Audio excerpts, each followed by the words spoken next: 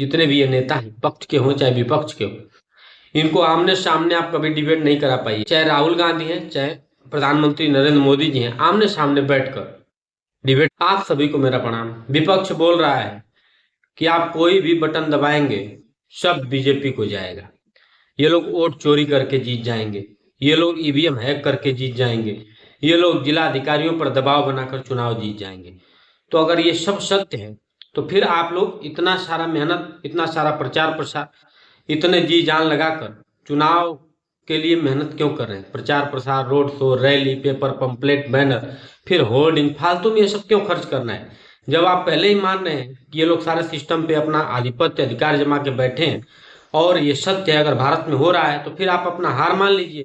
जब तक ये रहेंगे फिर तो कभी आप सत्ता में नहीं आएंगे।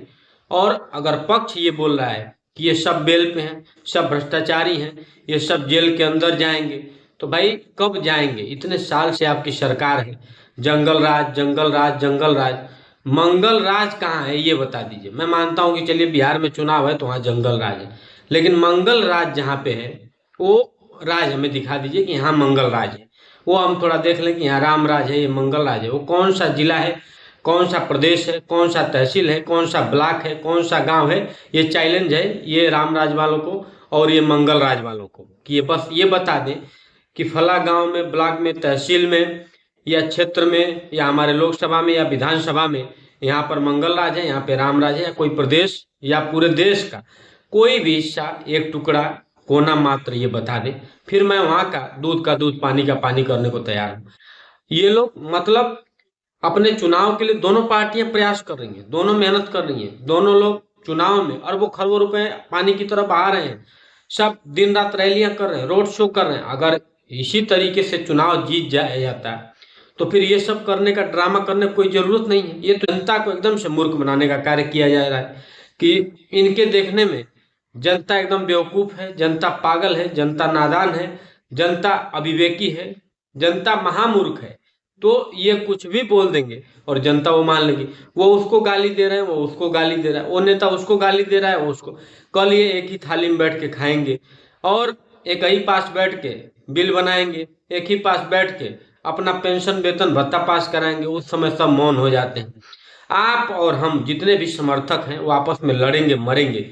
ये नेता फिर एक ही थाली में बैठ के खाएंगे, एक ही पास बैठ के मीटिंग करेंगे। इसलिए और इस चुनाव के चक्कर में पड़कर आपसी रिश्तों को खराब मत करिए, दिन मत भूलिए। कोई भी विपक्ष का नेता हो चाहे पक्ष का नेता हो, ये सब अगर इनकी सरकार 2-4 सीट से कहीं हिल रही है, डगमगा रही है, तो ये किसी से भी समर्थन ले लेते हैं और किसी को भी समर्थन दे देते हैं। ऐसा कोई दल बतला दो जो गठबंधन किया नहीं, भ्रष्टाचार घोटालों में जो निर्लिप्त रहा नहीं। सबकी एक असूली है, अरे लोकतंत्र ने झेली है, इस मिट्टी पर वीरों ने अरे खून की होली खेली है, इस मिट्टी पर वीरों ने अरे खून की होली खेली है। इसलिए हो अपने को सही बताकर क्या साबित कर सकते हो? अपने को गांधी बतलाकर क्या गांधी बन सकते हो? इसलिए मैं बोल रहा हूँ, जितने भी ये नेता हैं, पक्ष के हों चाहे विपक्ष के हों, इनको आमने सामने आप कभी डिबेट नहीं करा पाइएगा। कभी इनसे कह दीजिए कि चाहे राहुल गांधी हैं, चाहे प्रधानमंत्री नरेंद्र मोदी जी हैं, आमने सामने बैठकर डिबेट कर लीजिए।